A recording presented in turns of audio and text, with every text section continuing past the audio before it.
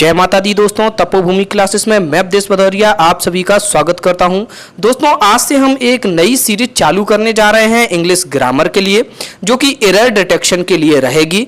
इस सीरीज में दोस्तों टोटल 10 पार्ट होंगे। आज हम पहला पार्ट पढ़ने जा रहे हैं।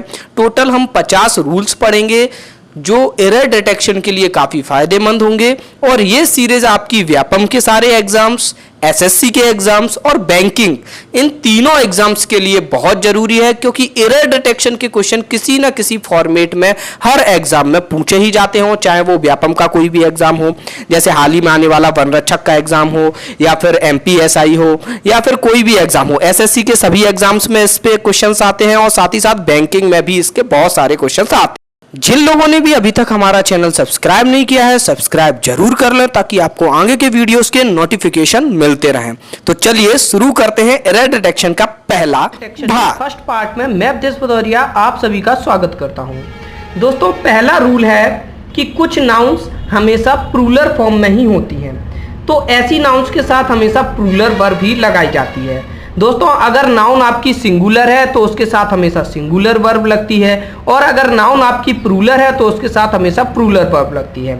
अब दोस्तों कुछ ऐसी नाउन्स के बारे में जान लेते हैं जो हमेशा प्लूरल होती हैं और हम कंफ्यूज हो जाते हैं उनमें, जैसे कि सीजर्स, ट्राउजर्स, स्पेक्टर्स, प्रीमाइसेस। दोस्तों ये ऐसी नाउन्स हैं जो हमको सिंगुलर लगती हैं। दोस्तों जो भी नाउन्स ऐसी हों जो जोड़े में रहती हैं, जैसे सीजर्स है आपकी कैंची, तो ये दो पार्ट मिलकर एक कैंची बनाते हैं, तो ये हमेशा आपकी प्लूरल होती है, बहुवचन होती है। ट्राउजर है, इसमें भी 2 पार्ट होते हैं ना, पैंट में ट्राउजर में पैंट, ये सभी आपके प्लूरल में होते हैं, जो भी 2 पार्ट से मिलकर बनता है। स्पेक्टर्स यानी चश्मा, इसमें क्या है, इसमें भी 2 ऐसे गोल गोल रहते हैं, तो दोस्तों ये दोनों को मिलकर एक चश्मा बनता है। तो ऐसी चीजें जो 2 पार्ट से मिलकर बनती हैं वो हमेशा प्लूरल फॉर्म में रहती हैं, तो इसके साथ हमेशा प्लूरल वर्ब लगेगी। जैसे एग्जांपल है, the scissors is kept on the table.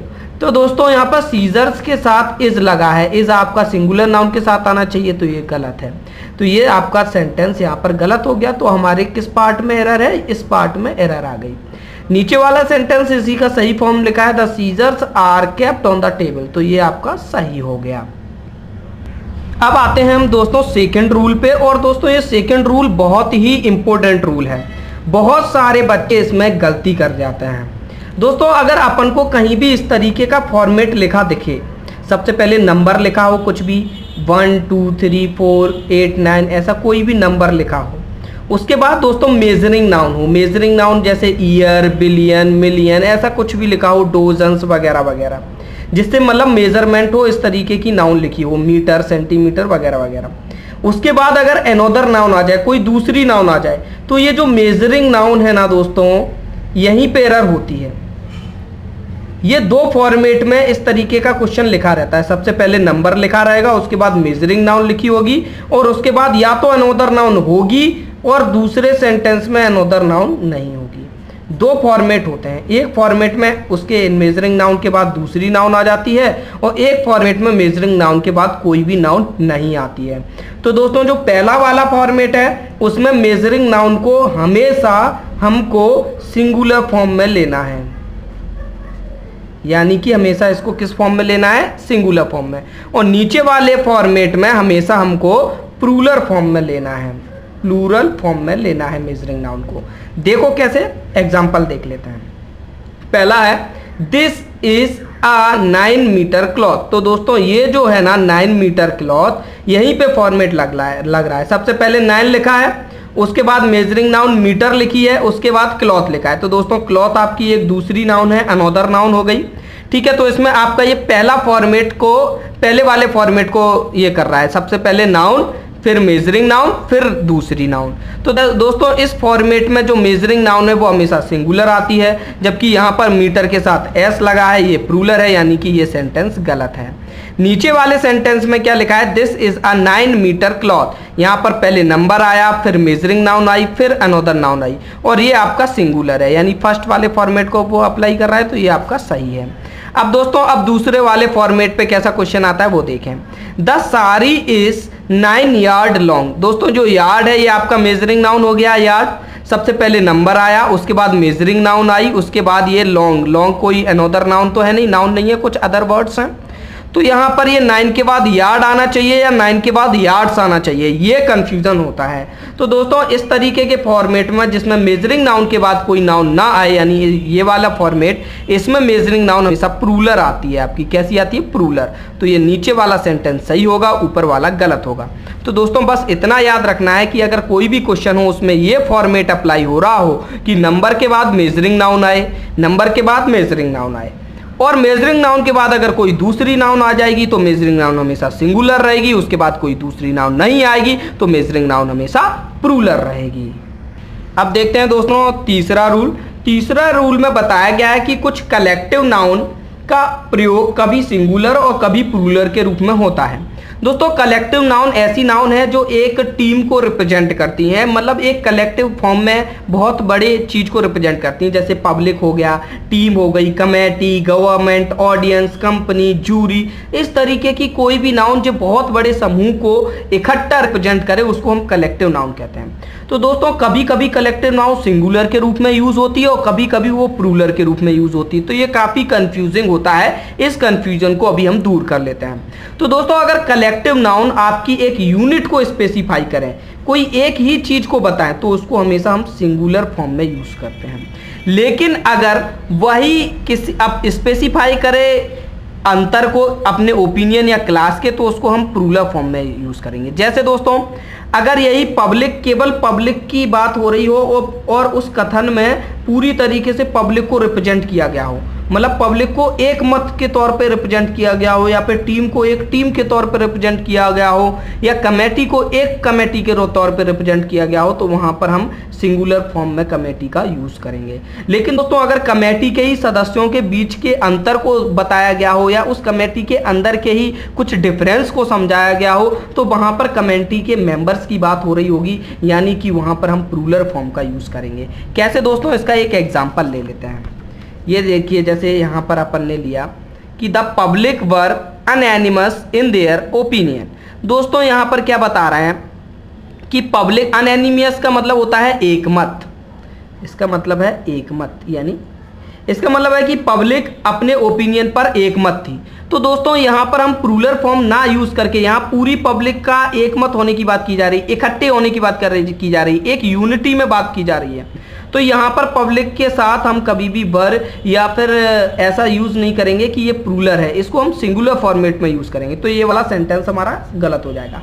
अब दोस्तों इसी सेंटेंस को हम सिंगुलर फॉर्मेट में यूज करते हैं कि द पब्लिक वॉज, सबसे पहले पब्लिक को सिंगुलर के तौर पे देखा जाएगा, तो यहाँ पर वॉज आएगा, अनएनिमियस इन इट्स ओपिनियन। यहाँ पर दोस्तों देयर नहीं आएगा, देयर तब आता जब ये पब्लिक को हम बहुवचन के तौर पे ले रहे होते, पब्लिक को हम एक वचन के तौर पे ले रहे हैं, तो ये पब्लिक के हिसाब से यहाँ पर इट्स आएगा, इट्स ओपिनियन।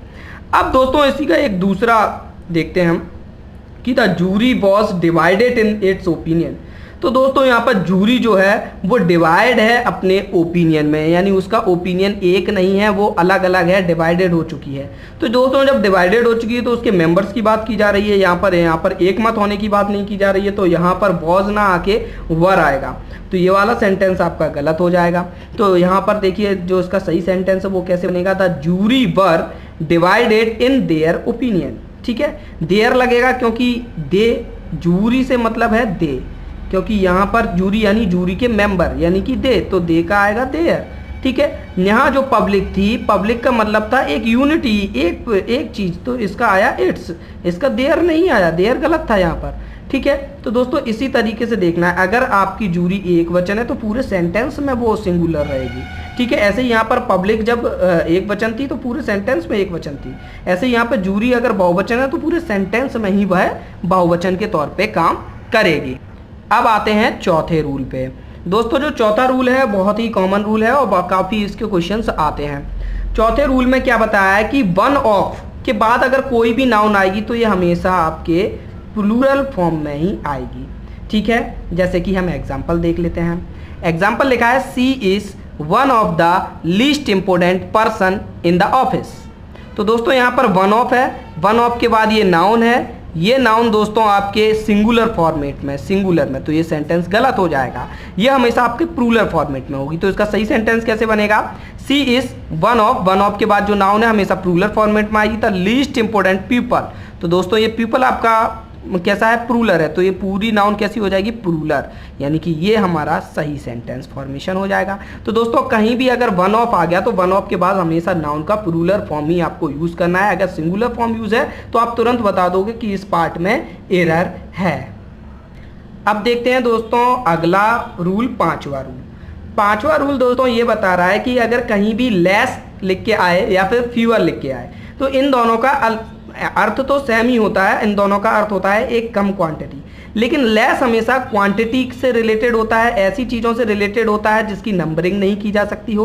और फ्यूअर हमेशा ऐसी चीज़ों से रिलेट होता है जिसका एक फिक्स नंबर होना चाहिए, यानी ऐसी चीज़ें जिनको हम गिन सकें वो फ्यूअर, उनके आगे फ्यूअर लगेगा, और जिनको नहीं गिन सके उनके आगे लेस लगेगा। कैसे?